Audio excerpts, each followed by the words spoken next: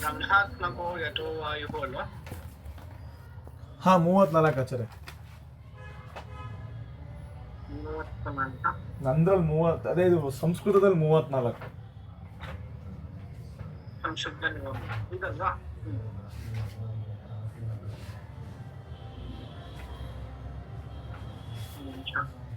ತಸ್ಮಾತ್ ಬಲ ಪ್ರವೃತ್ತಸ್ಯ ರಾಮಕೃಷ್ಣಾತ್ಮಕೋ ಹರೇಃ ಅಂತರಂಗಂ ಹನುಮಾಂಶ್ಚ ಭೀಮ ತತ್ ಕಾರ್ಯ ಸಾಧಕೌ. ಅದು ತಸ್ಮಾತ್ ಬಲ ಪ್ರವೃತ್ತಸ್ಯ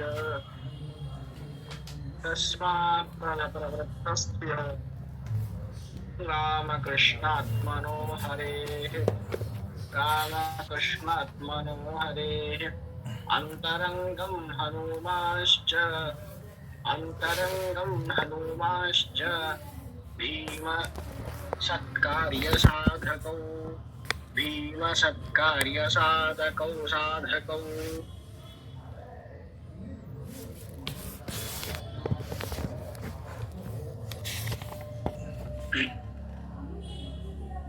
ಹಿಂದೆ ಆಚಾರ್ಯರೇನು ಹೇಳಿದ್ರು ಅಂದ್ರೆ, ಚತುರ್ಮುಖ ಬ್ರಹ್ಮದೇವರು ಏನಾಗಿದ್ದಾರೆ ಅಂದ್ರೆ ದೇವತೋತ್ತಮರು, ದೇವತಾ ಶಿಖಾಮಣಿಗಳು ಅಂತ.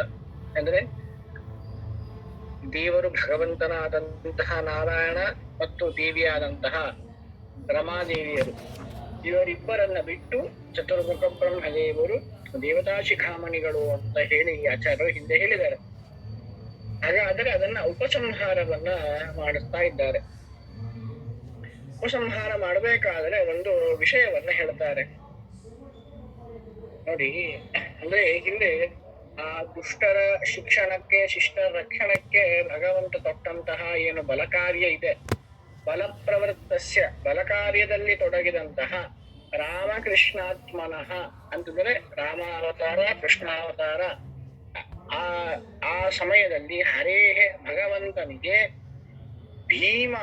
ಭೀಮಸೇನ ದೇವರು, ಹನುಮಾಂಶ ಅಂದ್ರೆ ಕೃಷ್ಣಾವತಾರದಲ್ಲಿ ಭೀಮಸೇನ ದೇವರು ಮತ್ತು ಹನುಮಾಂಶ ಹನುಮಂತನಾಗಿ ರಾಮಚಂದ್ರ ದೇವರ ಜೊತೆಗೆ ಕೂಡಿ ಅಂತರಂಗಂ ಅಂತಂದ್ರೆ ಅಲ್ಲಿ ಹಿಂದೆ ಹೇಳಿದಂತೆ ದೇವತಾ ಕಾರ್ಯದಲ್ಲಿ, ಬಲಕಾರ್ಯದಲ್ಲಿ ಬಹಳ ಮುಖ್ಯವಾದಂತಹ ಗುರುತರವಾದಂತಹ ಪಾತ್ರವನ್ನ ವಹಿಸಿದವರು ಭೀಮಸೇನ ದೇವರು. ತತ್ಕಾರ್ಯ ಸಾಧಕೋ, ಆ ಭಗವಂತನ ಕಾರ್ಯವನ್ನ ಸಾಧನೆ ಮಾಡಿಕೊಟ್ಟವರು ಅಂದ್ರೆ ಭಗವಂತನಿಗೆ ಆಗ್ತಿರ್ಲಿಲ್ಲ, ಭೀಮಸೇನ ಹನುಮಂತ ಬಂದಿದ್ರಿಂದ ಸೀತಾನ್ವೇಷಣೆ ಆಯ್ತು, ಮತ್ತಿಲ್ಲಾಂದ್ರೆ ರಾಮನಿಗೆ ಮತ್ತೆ ಸೀತಾದೇವಿ ಸಿಗ್ತಾನೆ ಇರ್ಲಿಲ್ಲ ಅಂತಲ್ಲ. ಅಷ್ಟಂತಹ ಏನು ಅಲ್ಲಿ ಇದ್ದಂತಹ ರಾವಣನ, ಕುಂಭಕರ್ಣ ಅಂತ ಕೊಂದಂತಹ ಭಗವಂತನಿಗೆ ಆ ಒಂದು ಹೋಗಿ ತಾನು ಹಾರಿ ತಾನೇ ಹೋಗಿ ತನ್ನ ಸಾಮರ್ಥ್ಯದಿಂದ ಕೊಡ್ಲಿಕ್ಕೆ ಆಗ್ತಿರ್ಲಿಲ್ಲ ಅಂತಲ್ಲ. ಅಲ್ಲಿದ್ದಂತಹ ಎಲ್ಲರಿಗೂ ಕೂಡ ಸೇವಾ ಭಾಗ್ಯ ಸಾಧನೆಗಳಾಗಬೇಕು. ಹಾಗಾಗಿ ಎಲ್ಲರಿಗೂ ಕೂಡ ಒಂದು ಸೇವಾ ಅವಕಾಶ ರೂಪವಾದಂತಹ ಏನೊಂದು ಸಾಧನೆ ಅಂತ ಮಾಡಿಸಿದ್ದು ಭಗವಂತ. ಹಾಗಾಗಿ ಸಾಧಕವು ಅಂದ್ರೆ ಭಗವಂತನ ಕಾರ್ಯವನ್ನ ಸಾಧನೆ ಮಾಡಿದವರು ಅಂತ ಅರ್ಥ ಅಲ್ಲ, ಭಗವಂತನ ಸೇವೆಯನ್ನ ಮಾಡಿದವರು ಅಂತ ನಾವು ಅರ್ಥ ಮಾಡ್ಕೋಬೇಕು. ಹಾಗಾಗಿ ನಮ್ಮ ಕೆಲಸಗಳನ್ನ ನಮ್ಮ ಕಾರ್ಯ ಸಾಧಕರು ಹೌದು. ಮತ್ಕಾರ್ಯ ಅಸಾಧ್ಯಂ ತವ ಕಿಂವದ ಅಂತ ಹೇಳಿದಂತೆ ಹನುಮಂತ ದೇವರಿಗೆ ಅಸಾಧ್ಯ ಸಾಧಕ ಸ್ವಾಮಿ ಅಸಾಧ್ಯಂ ತವ ಕಿಂವದ ಅಂತ, ಮತ್ಕಾರ್ಯಂ ಸಾಧ್ಯ ಪ್ರಭು ಅಂತ. ಅಂದ್ರೆ ನಮ್ಮ ಕಾರ್ಯವನ್ನ ಸಾಧನೆ ಮಾಡುವುದು ಅನ್ನೋದು ಅಭಿಪ್ರಾಯ ಸರಿ. ಅಲ್ಲ, ನಮಗೆ ಸಾಧ್ಯ ಇಲ್ಲ, ಸಾಮರ್ಥ್ಯ ಇಲ್ಲ, ಶಕ್ತಿ ಇಲ್ಲ, ಹಾಗಾಗಿ ನೀವು ಸಮರ್ಥರು, ಮನೋಜವರು, ಹಾಗಾಗಿ ಬಲಿಷ್ಠರು ಭೀಮ, ಹಾಗಾಗಿ ನೀವು ಸಾಧನೆ ಮಾಡಿಕೊಡಿ ಅನ್ನೋದು ಸರಿ. ಆದರೆ ಇಲ್ಲಿ ಸಾಧಕವು, ತತ್ಕಾರ್ಯ ಸಾಧಕವು ಅಂತಂದ್ರೆ ಅವರ ಸೇವೆಯನ್ನ, ರಾಮ ಕೃಷ್ಣ ರೂಪಿಯಾದಂತ ಭಗವಂತನ ಸೇವೆಯನ್ನ ಮಾಡಿದವರು ಅಂತ ಅರ್ಥ ಮಾಡ್ಕೋಬೇಕು. ಅಂದ್ರೆ ಆಗ್ತಿರ್ಲಿಲ್ಲ ಅಂದ್ರೆ ಅಸಹಾಯಕನಿಗೆ ಸಹಾಯವನ್ನ ಮಾಡಿದ್ದು ಅಥವಾ ಆಗದೇ ಇರೋದನ್ನ ಮಾಡಿದ್ದು ಅದು ಸಾಧನೆಯ ಸಾಧಕರು ಅಂತ ಅರ್ಥ ಅಲ್ಲ. ಭಗವಂತನ ಸೇವೆ ಅದು ಒಂದು ರೀತಿಯಲ್ಲಿ ಅಸಾಧ್ಯವೇ, ಹಾಗೆ ಅದನ್ನ ಮಾಡಿದವರು ಅನ್ನೋ ಅರ್ಥದಲ್ಲಿ ಸಾಧಕರು ಅಂತನೋ ಅಂಶವನ್ನ ನಾವು ತಗೋಬೇಕು. ಹಾಗಾದರೆ ಇಲ್ಲಿ ಮುಂದೆ ಬರುತ್ತೆ ನೋಡಿ ಪ್ರಶ್ನೆ ನಮ್ಗೇನು, ನೀವು ಹಿಂದೆ ಪ್ರಸ್ತಾಪ ಆಗಿದ್ದೇನು ಅಂತಂದ್ರೆ ಚತುರ್ಮುಖ ಬ್ರಹ್ಮದೇವರು ದೇವತಾ ಶಿಖಾಮಣಿಗಳು ಅಂತ ಹೇಳಿ ಆಚಾರ್ಯರು ಇಲ್ಲೊಂದು ಪ್ರಮೇಯವನ್ನು ಹೇಳಿದ್ರೇನು ಅಂದ್ರೆ ಬಲಕಾರ್ಯದಲ್ಲಿ ಪ್ರವೃತ್ತರಾದಂತಹ ಏನು ರಾಮಕೃಷ್ಣರಿದ್ದಾರೆ, ಭಗವಂತನ ಅವತಾರ ಆದಂತಹ ರಾಮಕೃಷ್ಣರಿದ್ದಾರೆ, ಅವರ ಅಂತರಂಗ ಸೇವೆಯನ್ನಾಗಿ ಅತಿ ಹೆಚ್ಚಿನ ಗುರುತರವಾದಂತಹ ಕಾರ್ಯಭಾರವನ್ನ ನಿರ್ವಹಿಸಿದವರು ಭೀಮಸೇನ ದೇವರು ಮತ್ತು ಹನುಮಂತ ದೇವರು ಅಂತ ಹೇಳಿದಿರಿ. ಏನ್ ಸಂಬಂಧ? ನೀವು ಹೇಳ್ತಿರೋದು ಚತುರ್ಮುಖ ಬ್ರಹ್ಮದೇವರಿಗೆ ಉತ್ತಮತ್ವವನ್ನು ಹೇಳಬೇಕು ಅಂದ್ರೆ ಅವರು ಮಾಡಿದಂತಹ ಅಸಾಧಾರಣವಾದ ಅನಿತರ ಅಸಾಧ್ಯವಾದಂತಹ ಕಾರ್ಯವನ್ನ ಹೇಳಬೇಕು. ಮತ್ತಿಲ್ಲಿ ಭೀಮಸೇನದ ಅಂದ್ರೆ ವಾಯುದೇವರು ಮಾಡಿದಂತಹ ಸಾಧನೆಯನ್ನ ಹೇಳ್ತಾ ಇದ್ದೀರಾ, ಏನು ಸಂಗತಿ ಇದು ಅಂತಂದ್ರೆ ಅದಕ್ಕೆ ಆಚಾರ್ಯ ಹೇಳ್ತಾರೆ ಮುಂದಿನ ಶ್ಲೋಕದಲ್ಲಿ 35ನೇ ಶ್ಲೋಕದಲ್ಲಿ, ಬ್ರಹ್ಮಾತ್ಮಕೋ ಯಥೋ ವಾಯು ಪದಂ ಬ್ರಹ್ಮಾತ್ಮಕ ಪುರ ವಾಯೋರನ್ಯಸ್ಯ ನ ಬ್ರಾಹ್ಮಂ ಪದಂ ತಸ್ಮಾತ್ ಸ ಏವ ಸಹ.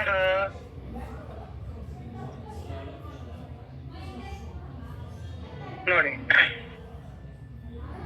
ಯಾಕೆ ಇಲ್ಲಿ ವಾಯುದೇವರ ಬಗ್ಗೆ ಹೇಳಿದ್ರು ಬ್ರಹ್ಮದೇವರ ಪ್ರಸಕ್ತಿ ಇದ್ದಾಗ ಅಂತಂದ್ರೆ, ಹಿಂದಿನ ಕಲ್ಪದಲ್ಲಿ ಯಾರು ವಾಯುದೇವರಾಗಿರ್ತಾರೆ ಅವರೇ ಮತ್ತೆ ಚತುರ್ಮುಖ ಬ್ರಹ್ಮದೇವರಾಗ್ತಾರೆ. ಹಾಗೆ ಅವರಲ್ಲಿ ವ್ಯತ್ಯಾಸವಿಲ್ಲ ಅಂತ. ಅಂದ್ರೆ ಇನ್ನೊಂದು ಒಂದು ನಿಯಮವೂ ಇದೆ, ಏನು ಅಂತಂದ್ರೆ ಬ್ರಹ್ಮಣೋ ನಾವತಾರೋಸ್ತಿ ಸನ್ನಿಧಾನಂತೂ ಕೇವಲ ಅಂತ. ಬ್ರಹ್ಮದೇವರಿಗೆ ಏನಿಲ್ಲ ಅಂತಂದ್ರೆ ಅವತಾರ ಇಲ್ಲ. ಪಾಠ ಮುಗಿಸ್ಕೊಂಡ್ ಬಂದಿ. ಮತ್ತೆ ಇನ್ನೊಂದೇನು ಅಂತಂದ್ರೆ ವಾಯುದೇವರಿಗೆ ಅವತಾರ ಉಂಟು.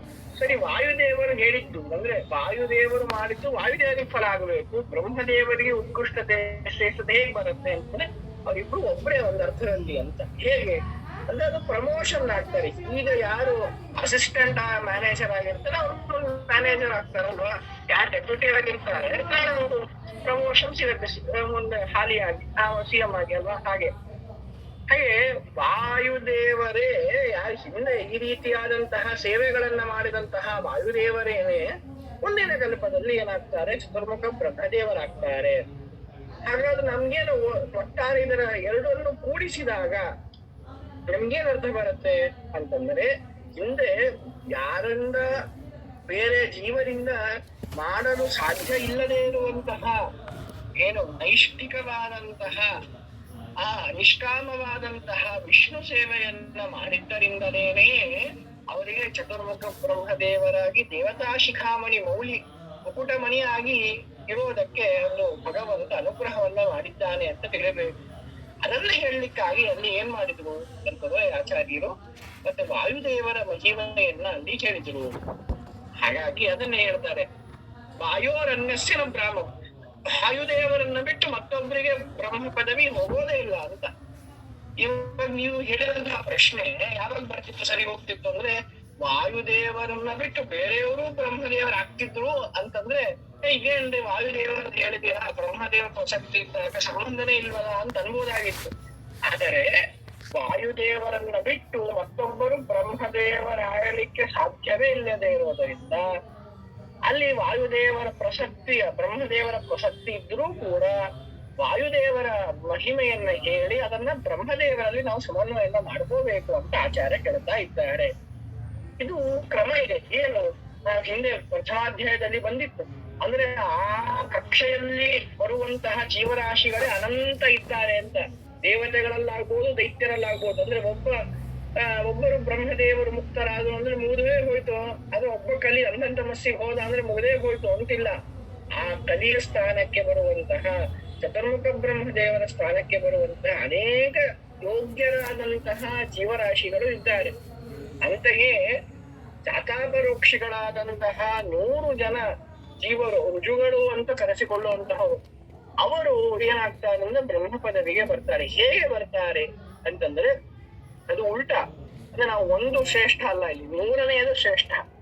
ಹಾಗಾಗಿ ಒಂದು ಆದ್ಮೇಲೆ ಎರಡನೇ ಪಟ್ಟ ಹಂಗೆ ಬರ್ತಾ 99ನೇ ಪಟ್ಟ ಅದು ವಾಯುದೇವರ ಪಟ್ಟ. ಅಲ್ಲಿಗೆ ಬಂದ ಮೇಲೆ ಏನಾಗ್ತಾರೆ, ಬ್ರಹ್ಮದೇವರಾಗ್ತಾರೆ ಹೊರತು ಎಲ್ಲ ಋಷಿಗಳು ಕೂಡ ಹೆಂಗಂದ್ರೆ ಆಗೋದಿಲ್ಲ. ಆ ಒಂದು ಕ್ರಮದಲ್ಲಿ ಹೋಗ್ತಾ ಹಿಂಗ್ ಖಾಲಿ ಆಗ್ತಾ ಫಿಲ್ ಆಗ್ತಾ ಬರುತ್ತೆ. ಹಾಗಾಗಿ ಇಲ್ಲಿ ಬ್ರಹ್ಮದೇವರಿಗೆ ಅವತಾರವಿಲ್ಲ. ಮತ್ತೆ ಇಲ್ಲಿ ಸಾಧನೆ ಆಗ್ಬೇಕಲ್ಲ, ಚತುರ್ಮುಖ ಬ್ರಹ್ಮಪದರಿಗೆ ಬರುವಂತದ್ದಾಗ್ಬೋದು, ಅಲ್ಲಿ ಮಾಡಿದಂತಹ ಸಾಧನೆ ತತ್ಪೂರ್ವಭಾವಿಯಾಗಿ ಮಾಡಿದಂತಹ ಸಾಧನೆ. ಯಾಕೆಂತಂದ್ರೆ ಸಹಭೋಗ ಅಂತನ್ನೋದು ಬೇರೆ ಯಾರಿಗೂ ಸಿಗಲಿಕ್ಕೆ ಸಾಧ್ಯ ಇಲ್ಲದೆ ಇರುವಂತಹ ಸ್ಥಾನ ಅದು. ಅಂತಹ ಫಲ ಸಿಗಬೇಕು ಅಂದ್ರೆ ಎಷ್ಟು ಸಾಧ್ಯ. ನಾವು ಬರೀ ಒಂದು ಸಾಲೋಕ ರೂಪವಾದಂತಹ ಮೋಕ್ಷ ಸಿಗಬೇಕು ಅಂತಂದ್ರೇನೆ ಎಷ್ಟು ಕಷ್ಟ. ಅಲ್ಲಿ ಬರುತ್ತೆ ಶ್ರುತಿ ಹೇಳುತ್ತೆ ಹೇಗಿರುತ್ತೆ ಮೋಕ್ಷ, ಅದು ಸಾಲೋಕ ಮೋಕ್ಷ ಅಂತಂದ್ರೆ ಆದಜ್ಞಾಸಹ ಅಂತ. ಹೇಗೆ ಅಲ್ಲಿ ಸಮುದ್ರ ನಮಗೆ ಯಾರಿಗೆ ಸ್ವಲ್ಪ ಈಜು ಬರ್ತಿರೋದ್ರಿಂದ ಅವರಿಗೆ ಅನುಭವ ಇರುತ್ತೆ, ಅಥವಾ ಅನುಭವ ಇರ್ಲಿಕ್ಕೂ ಸಣ್ಣ ವಯಸ್ಸಿನಲ್ಲಿ ಈಚೆ ಬಿಡುತ್ತೆ.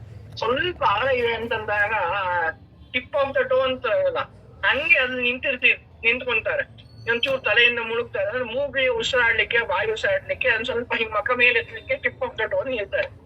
ಹಾಗೆ ಅಲ್ಲಿ ಈ ಸಮುದ್ರ ನಿಂತಿರತ್ತೆ, ಅಲ್ಲಿ ಇರತ್ತೆ ಆ ಸಮುದ್ರ ಕ್ಷೀರಸಾಗರ. ಅಲ್ಲಿ ದೂರದಲ್ಲಿ ಭಗವಂತ ಇರ್ತಾನೆ. ಅಲ್ಲಿವರೆಗೂ ಕೂಡ ಮೂಗಿನ ಆದಜ್ಞಾಸ ಮೂಗಿನವರೆಗೂ ಕೂಡ ಆ ಕ್ಷೀರಸಾಗರ ಅಷ್ಟು ಬಂದಿರ್ತದೆ. ಅಷ್ಟು ದೂರದಲ್ಲಿ ಭಗವಂತನ ಕಾಣ್ತಾರೆ. ಅದು ಕೆಳಗಿನ ಹಂತದ ಮೋಕ್ಷ, ಅದೇ ಸಾಧಾರಣವಾದಂತಹ ಮೋಕ್ಷ. ಅಷ್ಟು ಬರಬೇಕಂದ್ರೇನೆ ನಾವೆಷ್ಟು ವೈರಾಗ್ಯ ಶಮದಮಾದಿಗಳನ್ನ ನಾವು ಜ್ಞಾನಗಳನ್ನ ಅಪರೋಕ್ಷ ಜ್ಞಾನವನ್ನ ಪಡೆದು ಹೋಗ್ಬೇಕು. ಹಾಗಾದ್ರೆ ನಾವು ಸಹಭೋಗವನ್ನ ನಾವು ಪಡಿಬೇಕು. ಅದು ನಾವು ಅಂದ್ರೆ ಸಹಭೋಗವನ್ನ ಪಡಿಬೇಕು. ಬ್ರಹ್ಮದೇವರು ಅಂತಂದ್ರೆ ಅವರ ಸಾಧನೆ ಎಷ್ಟಿರ್ಲಿಕ್ಕಿಲ್ಲ. ಸೃಷ್ಟಿಯನ್ನ ಮಾಡುವಂತಹವರು ಭಗವಂತನ ಅಂತರದಲ್ಲಿ ಬರುವಂತಹ ಏನು ಸೇವಾ ಭಾಗ್ಯ, ಭಗವಂತನ ಸೇವಾ ಸೃಷ್ಟಿ ಅದನ್ನ ಮಾಡುವಂತವ್ರು. ಅದನ್ನ ಮಾಡಬೇಕಂದ್ರೆ ಯೋಗ್ಯತೆ ಬೇಕು. ಅದು ವಾಯುದೇವರ ಪದವಿಯಲ್ಲಿ ಪಡೆದಿದ್ದು. ಹಾಗಾಗಿ ಅಷ್ಟೆಲ್ಲ ಸೇವೆ ಅವತಾರದಲ್ಲಿ ಮಾಡಲೇಬೇಕಾದಂತಹ ಸೇವೆ ಅದು. ಹಾಗಾಗಿ ಆಮೇಲೆ ಬ್ರಹ್ಮ ಪದವಿಗೆ ಬಂದ್ಮೇಲೆ ಅವತಾರ ಇಲ್ಲ. ಅವ್ರ ಅಲ್ಲೇ ಕೂತಲ್ಲೇ ಹೇಗೆ ಸಿಇಒ ಅಲ್ಲೇ ಆ ಫೀಲ್ಡ್ ಬಂದು ಏನು ಮಾಡೋದಿಲ್ಲ, ಹಾಗೆ ಸಿಇಒ ಪಟ್ಟ ಇದ್ದಂತೆ ಬ್ರಹ್ಮದೇವರು ಅಲ್ಲಿ ಅಲ್ಲೇ ಕೂತು ಮಾಡ್ತಾರೆ. ಹಾಗೆ ಅಷ್ಟು ಬೇಕು ಅಂತ ಅನ್ನೋದನ್ನು ನಾವು ಮನಗಾಣಬೇಕು. ಮುಂದಿನ ಶ್ಲೋಕ. ಯತ್ರ ರೂಪಂ ತತ್ರ ಗುಣಾಃ ಭಕ್ತ್ಯಾದ್ಯಾ ಸ್ತ್ರೀಷು ನಿತ್ಯಶಃ ರೂಪಂ ಹಿ ಸ್ಥೂಲ ದೃಷ್ಟೀನಾಂ ದೃಶ್ಯಂ ವ್ಯಕ್ತಂ ತತೋ ಹಿ ತತ್ ಪ್ರಾಯೋ ವೇತ್ತುಂ ಕ್ಷಮ್ಯತಾಂ. ಯತ್ರ ರೂಪಂ ತತ್ರ ಗುಣಾಃ ಭಕ್ತ್ಯಾದ್ಯಾ ಸ್ತ್ರೀಷು ನಿತ್ಯಶಃ ರೂಪಂ ಹಿ ಸ್ಥೂಲ ದೃಷ್ಟೀನಾಂ ದೃಶ್ಯಂ ವ್ಯಕ್ತಂ ತತೋ ಹಿ ತತ್ ಪ್ರಾಯೋ ವೇತ್ತುಂ ಶಕ್ಯಂತೆ ಭಕ್ತ್ಯಾದ್ಯಾ ಸ್ತ್ರೀಷು ಯತ್ತತಃ ಪ್ರಾಯೋ ವೇತ್ತುಂ ಶಕ್ಯಂತೆ ಭಕ್ತ್ಯಾದ್ಯಾ ಸ್ತ್ರೀಷು ಯತ್ತತಃ ಯಾಸಾಂ ರೂಪಂ ಗುಣಾಸ್ತಾಸಾಂ ಭಕ್ತ್ಯಾದ್ಯಾ ಇತಿ ನಿಶ್ಚಯಃ. ಮುಂದೆ ಪುರುಷರ ಒಂದು ಬಗ್ಗೆ ಹೇಳಿದೆ. ಏನು ಅಂತಂದ್ರೆ ಎಲ್ಲಿ ಗುಣ ಇರುತ್ತೆ ಅಲ್ಲಿ ಭಕ್ತ್ಯಾದ್ಯ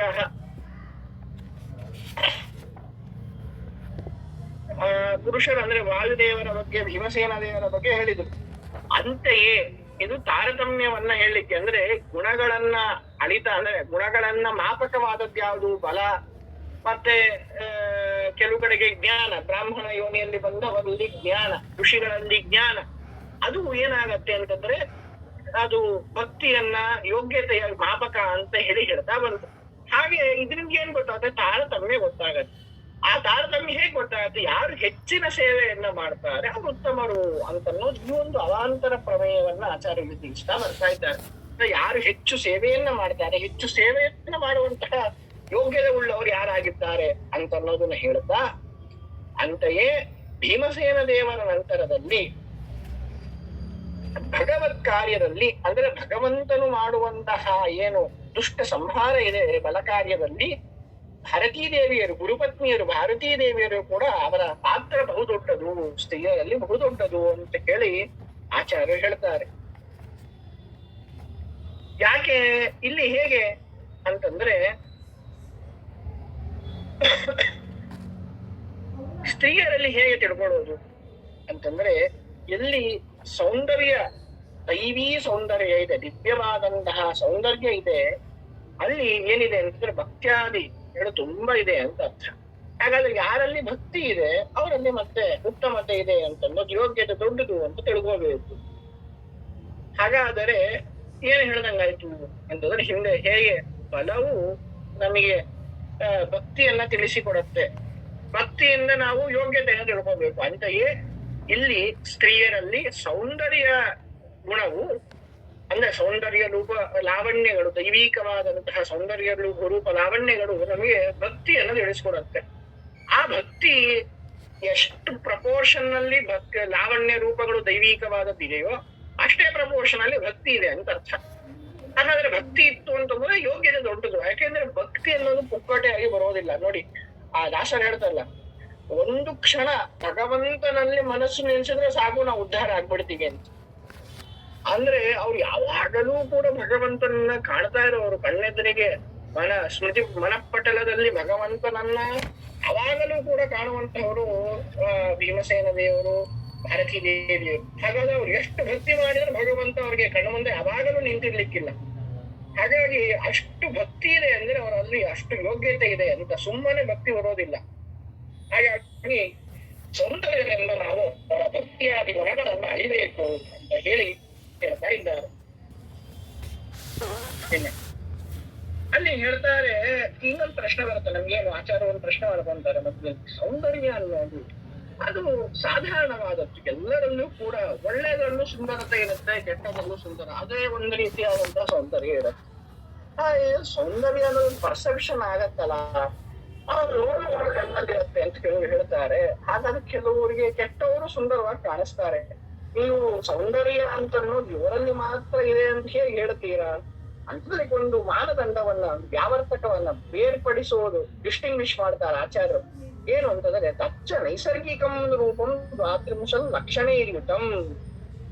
ನೋಡಿ, ನೈಸರ್ಗಿಕವಾದಂತಹ ರೂಪ ಅಂತ ಅಂದ್ರೆ ಸುಮ್ಮನೆ ನಿಮ್ಗೆ ಹೇಳ್ಬೇಕು ಅಂತಂದ್ರೆ, ನಿರಂಗರಾಗಂ ಮುಖರಾಗ ಪರಿಚಿತಂ ಅಂತ ಸೌಂದರ್ಯ ಬರುತ್ತೆ. ಅಂದ್ರೆ ಸೌಂದರ್ಯ ಹೇಗಿರ್ಬೇಕು ಅಂತಂದ್ರೆ, ಯಾವುದೇ ಕೃತಕವಾದಂತಹ ವಸ್ತುಗಳನ್ನ ಬಳಸದೇ ಸ್ವಾಭಾವಿಕವಾಗಿ ಏನು ಆಕರ್ಷಕವಾದಂತಹ ಒಂದು ಸ್ವಭಾವ, ಒಂದು ದೇಹ ಸಿರಿ ಇರತ್ತೆ, ಅದು ಮಾತ್ರ ಸೌಂದರ್ಯ ಅಂತ ಕರ್ಸ್ಕೊಳತ್ತೆ ಅಲ್ವಾ. ನೀವು ಯಾವನ್ನೇ ಮಂಗವನ್ನ ಮೇಕಪ್ ಮಾಡಿದ್ರೆ ಮುದ್ದಾಗಿ ಕಾಣಿಸುತ್ತೆ, ಆ ರೀತಿ ಆದದ್ದಲ್ಲ. ಅದಕ್ಕೆ ನೈಸರ್ಗಿಕಂ ರೂಪಂ, ಅದು ಹೇಗೆ ದ್ವಾತ್ರಿಂಶಂ ಲಕ್ಷಣೇರ್ಯುತಂ ಅಂತ. ನಮಗೆ ಮನಸ್ಸಿಗೆ ಬೇಕಾದಂತ ಸೌಂದರ್ಯ ಅಲ್ಲ, ಲಕ್ಷಣ ಶಾಸ್ತ್ರದಲ್ಲಿ ಹೇಳಿದಂತಹ ಸೌಂದರ್ಯ, ಆ ರೀತಿಯಾದಂತಹ ಒಂದು ಲಾವಣ್ಯ ಇದ್ರೆ ಅದು ಮಾತ್ರ ಅದು ಸೌಂದರ್ಯ ಅಂತ ಪರಿಗಣಿಸಲು ಬರುತ್ತೆ ಹೊರತು ಹೆಂಗೆಂಗೋ ಇದ್ದತೆ, ಅಥವಾ ನಾವು ಕೃತಕವಾಗಿ, ಅಥವಾ ಹಿಂದಿನ ಕಾಲದಲ್ಲೆಲ್ಲ ತಪಶಕ್ತಿಯಿಂದ ಔಷಧ ವಿಶೇಷ, ಈಗಿನ ಕಾಲದ ಮೇಕಪ್ ಔಷಧ ವಿಶೇಷ ರಸವಿಶೇಷಗಳಿಂದ ನಾವು ಸೌಂದರ್ಯವನ್ನ ಸುಂದರವಾಗಿ ಸ್ಫುರದ್ರೂಪಿಗಳಾಗಿ ಕಾಣಿಸ್ತೇವೆ ಅಂದ್ರೆ ಸೌಂದರ್ಯ ಅಂತ ಕರ್ಸ್ಕೊಡೋದಿಲ್ಲ. ಹಾಗಾದ್ರೆ ದೇವತೆಗಳಲ್ಲಿ ಹೇಗಿರ್ತಾರೆ ಅಂದ್ರೆ, ಅವ್ರು ಏನೂ ಇಲ್ಲದೇನೆ, ನೋಡಿ, ಅಮರ ನಿರ್ಜರ ದೇವ ಅಂತ, ಅವ್ರು ಯಾವಾಗಲೂ ಕೂಡ ಉಪ್ಪೇ ಇಲ್ಲ ಅವರಿಗೆಲ್ಲ. ಹಾಗಾಗಿ ಅಂತಹ ವೈಭರ್ತ ಚೆನ್ನಾಗಿರುವಂತಹವರು ದೇವತೆಗಳು. ಇಲ್ಲ ಮತ್ತೆ ನಾ ಅಲಕ್ಷಣಂ ವಪುರ್ ಮಾತ್ರಂ ಗುಣಹೇತು ಕಥಂಚನ ಆಸುರೀಣ ಮರಾದೇಸ್ತು ವಪುರ್ ಮಾತ್ರಂ ಭವಿಷ್ಯತಿ. ನೋಡಿ, ಇಲ್ಲಿ ಒಂದು ಪ್ರಶ್ನೆ ಬಂದಿತ್ತು ನೋಡಿ, ಅಂದ್ರೆ ಮೂಲ ಪ್ರಶ್ನೆ ಎಲ್ಲಿತ್ತು ಇದು ಅಂತಂದ್ರೆ, ಮತ್ತ ಯಾರು ದುಷ್ಟರಿರ್ತಾರೆ, ಕೆಟ್ಟವ್ರು ಇರ್ತಾರೆ, ಅವರಲ್ಲೂ ಸೌಂದರ್ಯ ಲಾವಣ್ಯಗಳಿದ್ದೇ ಇರತ್ತಪ್ಪ. ಬರೀ ಚೆನ್ನಾಗಿ ಅಂದ್ರೆ ಸಜ್ಜನರಲ್ಲಿ ಮಾತ್ರ ಅಥವಾ ಒಳ್ಳೆ ಸ್ತ್ರೀಯರಲ್ಲಿ ಮಾತ್ರ ಸ್ವರೂಪ ಲಾವಣ್ಯಗಳಿರತ್ತೆ ಅಂತ ಹೇಗೆ ಹೇಳ್ತೀರ? ಅವರಲ್ಲೂ ಕಂಡಿದೆಯಲ್ಲ ಜಗತ್ತಿನಲ್ಲಿ, ಪ್ರತ್ಯಕ್ಷವಾಗಿ ಕಾಣ್ತಿದ್ಯಲ್ಲ ಅಂತಂದ್ರೆ, ಅದಕ್ಕೆ ಆಚಾರ್ಯ ಹೇಳ್ತಾರೆ, ಯಾರು ರಾಕ್ಷಸಿಯರಿದ್ದಾರೆ, ಮತ್ತೆ ದೈತ್ಯ ಸ್ತ್ರೀಯರಿದ್ದಾರೆ, ದಾನವ ಸ್ತ್ರೀಯರಿದ್ದಾರೆ, ಕುತ್ಸಿತ ಸ್ತ್ರೀಯರಿದ್ದಾರೆ ಸ್ವಭಾವದಲ್ಲಿ, ಅವರಿಗೆ ಸೌಂದರ್ಯವೇ ಇರೋದಿಲ್ಲ ಅಂತಾರೆ ಆಚಾರ್ಯರು. ಸ್ವಾಭಾವಿಕ ಅವರೆಲ್ಲ ಕುರೂಪಿಗಳು. ಯಾಕೆ ಮನಸ್ಸು ಕನ್ನಡಿ ಅಲ್ವಾ, ಮನಸ್ಸು ಹೇಗಿರುತ್ತೋ ಹಾಗೆ ಹೊರಗಡೆ ಇರುತ್ತೆ, ಪ್ರತಿಫಲನ ಆ ರೀತಿಯಾಗಿ ಆಗತ್ತೆ. ಹಾಗಾಗಿ ಅವರೆಲ್ಲರೂ ಕೂಡ ಭಗವದ್ವೇಷವನ್ನ ಮಾಡುವಂತಹ ಕುರೂಪವಾದಂತಹ ಮನಸ್ಸುಳ್ಳವರು. ಹಾಗೆ ಅವರ ದೇಹವೂ ಕೂಡ ಕುತ್ಸಿತ ರೂಪದಿಂದ ಕೂಡಿರುತ್ತೆ. ಹಾಗಾಗಿ ಅವರು ಮತ್ತೆ ಸುಂದರವಾಗಿ ಕಾಣ್ತಾರಲ್ವಾ ಅಂತಂದ್ರೆ ಅವ್ರು ಹೇಳ್ತಾರೆ, ವರಾದೆಯಷ್ಟು ಒಬ್ಬರು ಮಾತ್ರ ಭವಿಷ್ಯತ್. ಮತ್ತೆ ಅವರಿಗೆಲ್ಲ ವರವೋ ತಪಸ್ಸೋ ಅಥವಾ ಒಂದು ರಸಸಿದ್ಧಿಯೋ ಆ ರೀತಿಯಾದಂತಹ ಔಷಧ ಸಿದ್ಧಿಯೋ ಅದರಿಂದ ಅವರು ಚೆನ್ನಾಗಿ ಕಾಣಿಸ್ತಾರೆ ಹೊರತು ಸ್ವಾಭಾವಿಕವಾದಂತಹ ಸೌಂದರ್ಯ ರೂಪ ಲಾವಣ್ಯಗಳು ದೈವಿಕವಾದಂತಹದ್ದು ಇರೋದಿಲ್ಲ ಅವರಲ್ಲಿ ಅಂತ. ಹಾಗಾಗಿ ಏನಾಯ್ತು ಅಂತಂದ್ರೆ ಸಮಸ್ಯೆ ಏನಂತ ಅತಿವ್ಯಾಪ್ತವಾಯ್ತಲ್ಲ ನೀವು ಹೇಳಿದ್ದು, ಬರೀ ಸೌಂದರ್ಯವೇ ಭಕ್ತ್ಯಾದಿಗಳ ಮಾಪಕ ಅಂತ ಆಗ್ಬಿಡ್ತು ಅಂತಂದ್ರೆ ಅದರಿಂದ ನಾವು ಉತ್ತಮತೆಯನ್ನು ಅಳೆಯೋದಾದರೆ ದುರ್ಯೋಧನ ಹೆಂಡತಿ ಲಕ್ಷ್ಮಿಯನ್ನ ನಾವು ಉತ್ತಮಳು ಅಂತ ಅನ್ಬೇಕಾಗತ್ತೆ. ಅವಳು ಒಳ್ಳೆ ರೂಪಲಾವಣ್ಯದಿಂದ ಕೂಡಿದ್ಲಲ್ವಾ. ಮತ್ ಶೂರ್ಪಣಖಿ ಅವಳು ಒಳ್ಳೆ ಮೈಮಾಟವನ್ನ ಹೊಂದಿದ್ಲು, ರಾಮಚಂದ್ರನನ್ನ ಮೋಹಿಸ್ಬೇಕು ಅಂತ. ಅದೇ ಸಾಕಷ್ಟು ಕೂತನೆ ಕೃಷ್ಣನನ್ನ ಹಾಲು ಕುಡಿಸಿ ಹಾಲವನ್ನು ಕುಡಿಸಿ ಕೊಲ್ಲಬೇಕು ಅಂತ ಒಳ್ಳೆ ರೂಪವನ್ನು ಧರಿಸಿ ಬಂದಿದ್ಲು. ಅದೇ ಅವರೆಲ್ಲರಲ್ಲಿರುವಂತಹ ಸೌಂದರ್ಯದಿಂದ ಈಗ ಭಾರಿ ಒಳ್ಳೆ ಭಗವದ್ ಭಕ್ತರು ನೀವು ಮತ್ತು ಉತ್ತಮರು ಅಂತ ಕಾಲಿಗೆ ಬಿದ್ಬಿಟ್ರೆ ಅವರನ್ನ ಆದರ್ಶ ಅಂತ ಇಟ್ಕೊಂಡ್ಬಿಟ್ರೆ ಗತಿ ಏನು? ಹಾಗಲ್ಲ. ಅದಕ್ಕೆ ಆಚಾರ್ಯ ಹೇಳ್ತಾರೆ, ಇದು ಬೇರೆ ಕಡೆಗೆ ಬರ್ಲಿಕ್ಕೆ ಸಾಧ್ಯ ಇಲ್ಲ. ಯಾಕಂದ್ರೆ ಸ್ವಾಭಾವಿಕವಾಗಿ ಯಾವಾಗಲೂ ಕೂಡ ಅವರೆಲ್ಲ ಯಾವಾಗಲೂ ಇಲ್ಲ, ಆ ವರದ ಎಲ್ಲಿವರೆಗೂ ಇರುತ್ತೋ ಅಲ್ಲಿವರೆಗೂ ಇರುತ್ತೆ. ಯಾವಾಗ ಮತ್ತೆ ಆ ವರದಿಂದ ಹೊರಗಡೆ ಬರ್ತಾರೆ ಅಥವಾ ಔಷಧ ಸಿದ್ಧಿಯಿಂದ ಹೊರಗಡೆ ಬರ್ತಾರೆ ಮತ್ತೆ ಆ ಕುರೂಪ ಅನ್ನೋದು ಇದ್ದೇ ಇರತ್ತೆ. ಹಾಗಾಗಿ ಅವರಲ್ಲಿ ಆ ಒಂದು ಕೃತಕವಾದಂತಹ ರೂಪಗಳು ಭಕ್ತಿಯನ್ನು ತಿಳಿಸ್ಕೊಡೋದಿಲ್ಲ, ಅವರಲ್ಲಿ ಭಕ್ತಿ ಇರೋದಿಲ್ಲ. ಹಾಗಾಗಿ ಅವರಿಗೆ ಉತ್ತಮತೆ ಅನ್ನೋದು ಬರೋದಿಲ್ಲ ಅಂತ ಆಚಾರ್ಯರು ಈ ಶ್ಲೋಕದಲ್ಲಿ ತಿಳಿಸಿಕೊಡ್ತಾರೆ. 40ನೇ ಶ್ಲೋಕ. ತಸ್ಮಾತ್ ರೂಪ ಗುಣೋದಾರ ಜಾನಕಿ ರುಕ್ಮಿಣಿ ತಥಾ ಸತ್ಯಭಾಮೇತ್ಯಾದಿ ರೂಪ ಶ್ರೀ ಸರ್ವ ಪರಮಾಮತ ತತ. ಇಷ್ಟು. ಇನ್ನ ಒಟ್ಟಾರೆ ಈಗ ಮುಖ್ಯವಾದ ವಿಷಯಕ್ಕೆ ಬರ್ತಾರೆ. ಹಿಂದೆ ಏನು ಅಂತಂದ್ರೆ ಪುರುಷರ ಒಂದು ಬಲದಿಂದ ಮತ್ತು ಜ್ಞಾನದಿಂದ ಬ್ರಹ್ಮಯೋನಿಯ ತಾರತಮ್ಯ ಅಳೆಯೋದು ಹೇಗೆ, ಅವರಲ್ಲಿ ಯಾರು ದೊಡ್ಡವರು ಅಂತ ಹೇಳಿದ್ರು. ಈಗ ಸ್ತ್ರೀಯರಲ್ಲಿ ಹೇಳ್ತಾರೆ ತಸ್ಮಾತ್ ಅಂದ್ರೆ ದೈವೀ ಸಂಪತ್ತು ಬಹಳ ಹೆಚ್ಚು, ದೈವಿಕವಾದಂತಹ ಸೌಂದರ್ಯ ರೂಪ ಲಾವಣ್ಯಗಳು ತುಂಬಾ ಹೆಚ್ಚಿರೋದು ಯಾರಲ್ಲಿ ಅಂತಂದ್ರೆ ರಮಾದೇವಿಯರಲ್ಲಿ. ಅವರು ಯಾರು ಅಂತಂದ್ರೆ ರೂಪ ಗುಣೋದಾರ ಜಾನಕಿ ರುಕ್ಮಿಣಿ ತಥಾ ಸತ್ಯಭಾಮೇತ್ಯಾದಿ ರೂಪ ಶ್ರೀ ಸರ್ವ ಪರಮಾಮತ. ಸ್ತ್ರೀಯರಲ್ಲಿ ಹೆಂಗಳೆಯರಲ್ಲಿ ಅತ್ಯಂತ ಶ್ರೇಷ್ಠರಾದವರು ಯಾರು ಅಂತಂದ್ರೆ ಮತ್ತೆ ಅದು ಲಕ್ಷ್ಮೀದೇವಿ ಅಂತ. ತಾತ್ಪರ್ಯ ಏನು? ಹಾಗಾದ್ರೆ ಅಲ್ಲಿ ಭಗವಂತನಿಗೆ ಕಿಮ್ಮತ್ತಿಲ್ವಾ ಅಂದ್ರೆ ಭಗವಂತನಿಗೂ ಕೂಡ ಇದೆ. ಯಾಕೆಂದ್ರೆ ಭಗವಂತನದ್ದು ಅನೇಕ ಸ್ತ್ರೀ ರೂಪ ಇದೆ. ಮತ್ತೆ ಮೋಹಿನಿ ರೂಪವನ್ನು ನೋಡಿ ಮತ್ತೆ ಲಕ್ಷ್ಮೀದೇವಿಯ ಇದರಲ್ಲಿ ಹೇಳಿದಂತೆ ರಾಜರು ಲಕ್ಷ್ಮೀ ಶೋಭಾನ್ಲಿ ಹೇಳ್ತಾರಲ್ಲ, ಇಂತಹ ಸುಂದರವಾದಂತಹ ಮತ್ತೆ ಇವನು ಯಾಕೆ ನನ್ನನ್ನು ಯಾಕೆ ಮದುವೆ ಆಗ್ಬೇಕಿಂತ ನನ್ನದೇ ಸ್ತ್ರೀ ರೂಪ ಇದೆ, ಇಷ್ಟು ಚೆನ್ನಾಗಿ ನಾನು ನಾಚಬೇಕು ಅಂತಹ ಸ್ತ್ರೀ ರೂಪ ಮೋಹಿನಿ ರೂಪ ಇದೆ, ಜಗನ್ಮೋಹಿನಿ. ಹಾಗಾಗಿ ಇವನು ಯಾಕೆ ಅಪ್ಪಬೇಕು, ನಾನೇನೂ ಅಲ್ಲ ಅಂತ ಲಕ್ಷ್ಮೀದೇವಿ ಅನ್ಕೊಂತಾಳ. ಅದೇ ಎಲ್ಲದಕ್ಕಿಂತಲೂ ಉತ್ತಮರು ರೂಪ ಲಾವಣ್ಯ ಗುಣ ವೀರ್ಯ ಔದಾರ್ಯ ಶಕ್ತಿ ಅಘಟಿತ ಘಟನಾ ಪಟ್ಟಿ ಎಲ್ಲವೂ ಭಗವಂತನೇ. ಇದು ಭಗವಂತನ ಬಿಟ್ಟು ಮಾತಾಡ್ತಿರೋದು ಅನ್ನೋದನ್ನ ನಾವು ಮನಸ್ಸಿನಲ್ಲಿ ಇಟ್ಕೊಂಡು ಮುಂದೆ ವಿಚಾರ ಮಾಡ್ತೀವಿ. ಹಾಗಾಗಿ ಆ ಎಲ್ಲ ರೂಪ ಲಾವಣ್ಯಗಳು ಕೂಡ ಹೆಚ್ಚು ಇರೋದು ಸೌಂದರ್ಯದ ಅಭಿಮಾನಿ ದೇವತೆ ಯಾರು ಅಂತಂದ್ರೆ ಲಕ್ಷ್ಮೀ ದೇವಿಯರು. ಒಂದು ಪ್ರಸಿದ್ಧ ಒಂದಿದೆ ಲೋಕದಲ್ಲಿ ಏನು ಅಂದ್ರೆ ಅತ್ಯಂತ ಸುಂದರಿಯಾದ ಜಗತ್ತಿನ ಉಮಾದೇವಿಯರು ಅಂತ. ಅದಕ್ಕೆ ಸಾಕಷ್ಟು ಕಾರಣಗಳು. ಮದುವೆಯಲ್ಲಿ ಗೌರಿ ಪೂಜೆ ಮಾಡಿಸ್ಲಿಕ್ಕೆ ದಾಂಪತ್ಯ ಚೆನ್ನಾಗಿರ್ಬೇಕು ಒಂದು, ಆಮೇಲೆ ಒಂದು ಸೌಂದರ್ಯದ ಅಧಿದೇವತೆ ಉಮಾದೇವಿಯರು. ಹಾಗಾಗಿ ಕೂಡ ವಧುವಿನ ಕೈಯಲ್ಲಿ ಮುಂಚೆ ಮದುವೆಗಿಂತ ಮುಂಚೆ ಇದು ಗೌರಿ ಪೂಜೆ ಮಾಡಿಸುವಂಥದ್ದು. ಆದರೆ ಇನ್ನೊಂದು ಹೆಚ್ಚು ಯಾಕೆ ಇದು ಹೇಗೆ ಗೊತ್ತಾಗತ್ತೆ ನಮ್ಗೆ ನಿಜವಾಗಲೂ ಮತ್ ಲಕ್ಷ್ಮೀ ದೇವಿಯೇನೆ ಪರಮ ಸುಂದರಿ ಅನ್ನೋದು ಹೇಗೆ ಗೊತ್ತಾಗತ್ತೆ ಅಂತಂದ್ರೆ ಒಂದು ದೇವಿ ಭಾಗವತದಲ್ಲಿ ಒಂದು ಪ್ರಸಂಗ ಬರುತ್ತೆ. ಏನು ಅಂತಂದ್ರೆ ಎಲ್ಲಿ ಅಂದ್ರೆ ಒಮ್ಮೆ ನಿಜವಾದ ಪಾರ್ವತಿ ದೇವಿಯರ ಮೈಬಣ್ಣ ಏನು ಅಂತಂದ್ರೆ ಉಮಾದೇವಿಯರ ಮೈಬಣ್ಣ ಕಪ್ಪು. ಹಾಗಾಗಿ ಮತ್ತೆ ಸೌಂದರ್ಯ ದೇವತೆ ಆದದ್ದು ಹೇಗೆ ಅಂತಂದ್ರೆ ಒಮ್ಮೆ ಏನಾಯ್ತು, ರುದ್ರದೇವರು ಪಾರ್ವತಿ ದೇವಿಯರು ಒಟ್ಟಿಗೆ ಕೂತಿದ್ರು. ಕೂತಿದ್ದಾಗ ಮತ್ತೆ ಗಂಡ ಹೆಂಡಿರಲ್ಲಿ ಸುಮ್ಮನೆ ತಮಾಷೆ ಇದ್ದೇ ಇರುತ್ತಲ್ಲ. ಹಾಗಾಗಿ ಸುಮ್ಮನೆ ರುದ್ರದೇವರು ತಮಾಷೆಗೆ ಕಾಲಿ ಅಂತಂದ್ರಂತೆ. ಕಾಲಿ ಅಂತಂದ್ರೆ ಏನರ್ಥ? ಕಪ್ಪು ಕಪ್ಪು ಮೈ ಬಣ್ಣದವರು ಅಂತ. ಅದು ಒಂದ್ ಸ್ವಲ್ಪ ಉಮಾದೇವಿಯರ ಮನಸ್ಸಿಗೆ ಹಿಡಿತಂತೆ. ನನಗೆ ಕಪ್ಪು ಮೈ ಬಣ್ಣ ಅಂತಂದ್ರಲ್ವಾ. ಅದಕ್ಕೆ ಆ ಉಮಾದೇವಿಯರು ಹಿಮಾಲಯ ಪರ್ವತಕ್ಕೆ ಹೋಗಿ ಅಲ್ಲಿ ಏನ್ ಮಾಡ್ತಾರೆ ಅಂತಂದ್ರೆ ತಪಸ್ಸನ್ನು, ಯಾರನ್ನ ಕುರಿತು ತಪಸ್ಸು ಮಾಡ್ತಾರೆ ಅಂದ್ರೆ ಲಕ್ಷ್ಮಿಯನ್ನ ಕುರಿತು, ರಮಾದೇವಿಯನ್ನ ಕುರಿತು ತಪಸ್ಸನ್ನು ಮಾಡ್ತಾರೆ. ಮಾಡಿ ಬಹಳ ತಪಸ್ಸಾದ ಮೇಲೆ ಪ್ರತ್ಯಕ್ಷ ಆದಾಗ ಈ ರೀತಿಯಾಗಿ ರುದ್ರದೇವರು ಮಹರುದ್ರದೇವರು ಕಾಲಿ ಅಂತ ಸಂಬೋಧನೆ ಮಾಡಿದ್ರು. ನನ್ಗೆ ಬಹಳ ಬೇಜಾರಾಯ್ತು ಅಂತ. ಹೌದಾ, ಸರಿ, ಅದು ಸರಿ ಆಗತ್ತೆ, ಹೋಗಿ ಅಂತ ಹೇಳಿ ವರವನ್ನ ಕೊಟ್ಟು, ಆಗ ಉಮಾದೇವಿಯರು ಗೌರಿ ಅಂತ, ಗೌರಿ ಅಂದ್ರೆ ಗೌರವರ್ಣ ಅಂದ್ರೆ ಬಿಳಿಯ ಮೈ ಬಣ್ಣ. ಬಿಳಿ ಅಂತ ಪಾಂಡುರ ಬಿಳಿ ಅಲ್ಲ, ಚೆನ್ನಾಗಿ ಕಾಣಿಸುವಂತಹ ಕೆಂಪಾದಂತಹ ಗೌರವಾದಂತಹ ಬಣ್ಣ ಅವಾಗ ಬಂದದ್ದು. ಆಗ ಸುಂದರಿ ಆದದ್ದು, ಸೌಂದರ್ಯಕ್ಕೆ ಅಧಿದೇವತೆ ಆದದ್ದು. ಹಾಗಾಗಿ ಅಂದ್ರೆ ಕಪ್ಪಾಗಿದ್ದು ಅಂದ್ರೆ ಕುರೂಪಿಗಳು ಅಂತ ಅರ್ಥ ಅಲ್ಲ, ಅಥವಾ ಇಚ್ಚಿನ ಮೈ ಬಣ್ಣದವರಿದ್ರು ಅಂತ ಅರ್ಥ ಅಲ್ಲ. ಇನ್ನಷ್ಟು ಸೌಂದರ್ಯಕ್ಕೆ ಇನ್ನಷ್ಟು ಹೇಗೆ ಅಂತದ ಈ ಬಂಗಾರಕ್ಕೆ ವಜ್ರ ಜೋಡಿಸಿದಂತೆ ಆ ರೀತಿಯಾದಂತ ಇನ್ನಷ್ಟು ಫೈನ್ ಫಿನಿಶಿಂಗ್ ಆದದ್ದು ಅದು ಮಹಾಲಕ್ಷ್ಮೀ ದೇವಿಯರ ಅನುಗ್ರಹದಿಂದ. ಹಾಗಾದ್ರೆ ಯಾರಲ್ಲಿ ಹೆಚ್ಚಿನ ಸೌಂದರ್ಯ ಇರುತ್ತೋ, ಯಾರಲ್ಲಿ ದುಡ್ಡಿರತ್ತೋ ಅವ್ರ ತಾನೇ ದುಡ್ಡು ಕೊಡ್ಲಿಕ್ಕೆ ಸಾಧ್ಯ. ಏನೂ ಇಲ್ಲದೆ ಏನ್ ಕೊಡ್ಲಿಕ್ಕೆ ಸಾಧ್ಯ. ಹಾಗೆ ಯಾರಲ್ಲಿ ಅತ್ಯಂತ ಸೌಂದರ್ಯ ಇದೆಯೋ ಅವ್ರ ಸೌಂದರ್ಯವನ್ನು ಕೊಡ್ಲಿಕ್ಕೆ ಸಾಧ್ಯ. ಹಾಗೆ ಸೌಂದರ್ಯ ಅಧಿದೇವತೆ ಆದಂತಹ ಉಮಾದೇವಿಯರಿಗೂ ಕೂಡ ಸೌಂದರ್ಯವನ್ನು ಕೊಟ್ಟಿದ್ದು ಯಾರು ಅಂತಂದ್ರೆ ಲಕ್ಷ್ಮೀ ದೇವರು. ಹಾಗಾಗಿ ನಾವು ಹೇಳಿದಂತಹ ಕ್ರಮ ಏನು, ಯಾರಲ್ಲಿ ಹೆಚ್ಚಿನ ಸೌಂದರ್ಯ ಇದೆಯೋ ಅವರಲ್ಲಿ ಹೆಚ್ಚಿನ ಭಕ್ತ್ಯಾದಿಗಳು, ಅವರಲ್ಲಿ ಆದ್ರೂ ಆ ಭಕ್ತ್ಯಾದಿ ಹೆಚ್ಚಿನ ಭಕ್ತ್ಯಾದಿಗಳು ಯೋಗ್ಯತೆಯ ಮಾಪಕ.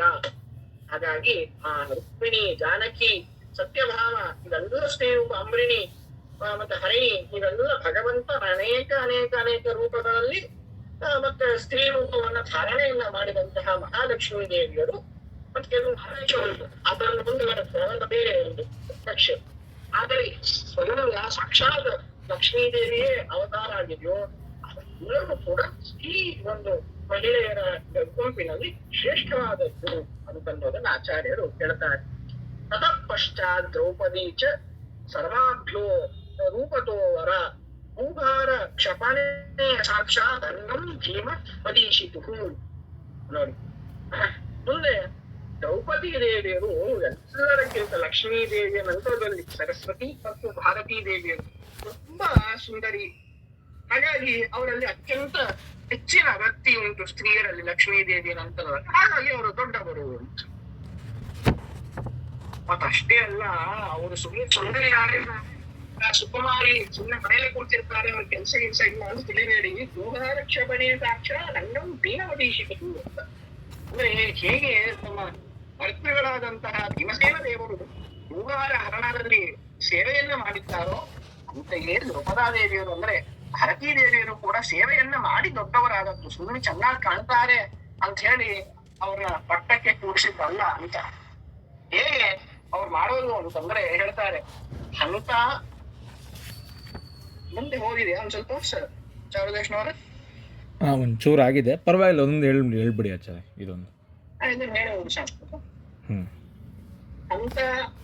ಅಂತ ಚ ವೈರಹೇತುಶ್ಚ ಭೀಮ ಪಾಪ ಜನಸ್ಯತು ದ್ರೌಪದಿ ವೈರಹೇತು ತಸ್ಮಾತ್ ಭೀಮಾದನಂತರ ಹೇಳಿದಂತೆ ಇಷ್ಟೇ ವ್ಯತ್ಯಾಸ. ಇಬ್ಬರು ಹಾಗಾದ್ರೆ ಸಮಾನ ಆಯ್ತಲ್ಲ ಅಂತ ಪ್ರಶ್ನೆ. ಭೀಮಸೇನ ದೇವರು ಮತ್ತೆ ಭಗವಂತನ ಒಂದು ಏನು ಭೂಭಾರಹರಣ ಕಾರ್ಯದಲ್ಲಿ ಸೇವೆಯನ್ನ ಮಾಡ್ತಾರೆ. ಪತ್ನಿಗಳಾದಂತಹ ಭಾರತೀ ದೇವಿಯರು ಸೇವೆಯನ್ನ ಮಾಡಿದರೆ ಪತಿ ಪತ್ನಿಯಲ್ಲಿ ಸಾಮ್ಯವಂತರ. ಯಾಕೆಂದ್ರೆ ಸಿದ್ಧಾಂತ ಏನು, ಅವಾಂತರ ತಾರತಮ್ಯ ಉಂಟು ಅಂತ.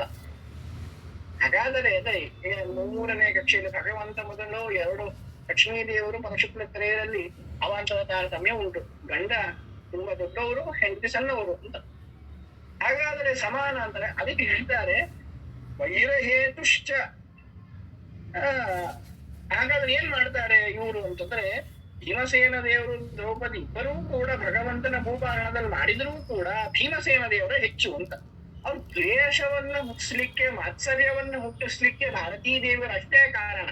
ಆದ್ರೆ ಅವರ ಹನನವನ್ನ ಮಾಡೋ ಭೀಮಸೇನ ದೇವರೇ. ಅದು ಹೆಚ್ಚಿನ ಒಂದು ವಾತ್ಸರ್ಯ. ಭೀಮಸೇನ ದೇವರನ್ನು ನೋಡಿ ಕೂಡ ವಾತ್ಸರ್ಯ, ಮತ್ತೆ ದ್ವೇಷಗಳೆಲ್ಲ ಬರ್ತಿತ್ತು. ಮತ್ತು ದ್ರೌಪದ ದೇವಿಯರನ್ನ ನೋಡಿ ದ್ವೇಷ ಮಾತ್ಸರ್ಯಗಳು ಬಂದದ್ದು ಹೌದು, ಇಬ್ಬರು ಸಮಾನ ಈ ಅಂಶದಲ್ಲಿ. ಆದರೆ ಅದು ಹೆಚ್ಚು ಏನು ಅಂತಂದ್ರೆ ಅವರ ಹನನವನ್ನ, ಸಂಹಾರವನ್ನ ದ್ರೌಪದ ದೇವಿಯರು ಮಾಡಿಲ್ಲ, ಭಾರತೀ ದೇವರು ಮಾಡಿಲ್ಲ, ಅದನ್ನ ಮಾಡಿದ ಭೀಮಸೇನ ದೇವರು. ಹಾಗಾಗಿ ಹೆಚ್ಚುಗಾರಿಕೆ ಮತ್ಯಾರಿಗೆ? ಭೀಮಸೇನ ದೇವರಿಗೆ.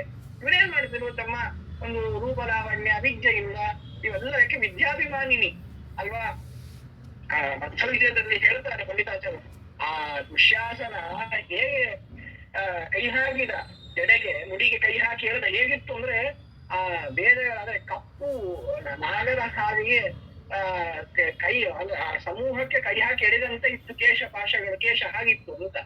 ಅದು ಹೇಗೆ ವಿದ್ಯೆಯನ್ನ ಅಂದ್ರೆ ಶ್ಲೇಷಾಲಂಕಾರದಲ್ಲಿ ವರ್ಣನೆ ಮಾಡ್ತಾರೆ. ಅಂದ್ರೆ ಹೇಗೆ ವಿದ್ಯೆಯನ್ನ ಈಗಿನ ಜನ ಕೆಲವರು ತಾವು ಮತ್ತೆ ಧರ್ಮ ಬಲ್ಲವರು, ವೇದಜ್ಞಾನಿಗಳು ಅಂತ ಹೇಳಿ ಅವ್ಯಾಖ್ಯಾನವನ್ನ ಮಾಡಿ ಅದರ ಅವಮಾನವನ್ನ ಮಾಡ್ತಾರೋ, ಅಂತೆಯೇ ಇವರು ದುಶ್ಯಾಸನ ಮತ್ತೆ ದ್ರೌಪದಾದೇವಿಯರನ್ನು ಅವಮಾನ ಮಾಡಿದ್ರು ಅಂತ ಹೇಳಿ ಪ್ರಸಂಗವನ್ನು ನಿರೂಪಣೆಯನ್ನ ಮಾಡ್ತಾರೆ. ಅದೇ ವಿದ್ಯಾಭಿಮಾನಿನಿ ಆ ಭಾರತೀ ದೇವಿಯರು. ಅದನ್ನ ನೋಡಿ ಮತ್ತೆ ವಿದ್ಯೆ ಅಂದ್ರೆ ಏನು? ಭಗವಂತನ ಮಹಿಮೆಗಳನ್ನ ಹೇಳೋದು, ಭೀಮಸೇನ ದೇವರ ಮಹಿಮೆಗಳನ್ನ ಅದನ್ನ ನೋಡಿದಾಗ ನಮ್ಗೆ ಶತ್ರುಗಳ ವಾರ್ತೆಯನ್ನ ಕೇಳಿದ್ರೆ ನಮಗೆ ಮಾತ್ಸರ್ಯ ಬರುತ್ತಾ? ಅತ್ತ ಸಜ್ಜನರ ಬಗ್ಗೆ ಕೇಳಿದಾಗ ದುರ್ಜನ ಮಾತ್ಸರ್ಯ ಬಂದೇ ಬರುತ್ತೆ, ವಿದ್ಯಾಭಿಮಾನಿಗಳು. ಹಾಗಾಗಿ ಅವರು ದ್ವೇಷವನ್ನ, ಮಾತ್ಸರ್ಯವನ್ನ ಉಂಟು ಮಾಡಲಿಕ್ಕೆ ಭಾರತೀ ದೇವಿಯರು ಈ ರೀತಿಯಲ್ಲಿ ಭಗವಂತನ ಭೂಭಾರ ಹರಣಕ್ಕೆ ಅವರು ಸಹ ಸೇವೆಯನ್ನ ಮಾಡಿದ್ದಾರೆ ಅಂತ ತಿಳಿಬೇಕು ಹೇಳ್ತಾ ಮುಗಿಸೋಣ. ಅದೇನು ಕೃಷ್ಣ.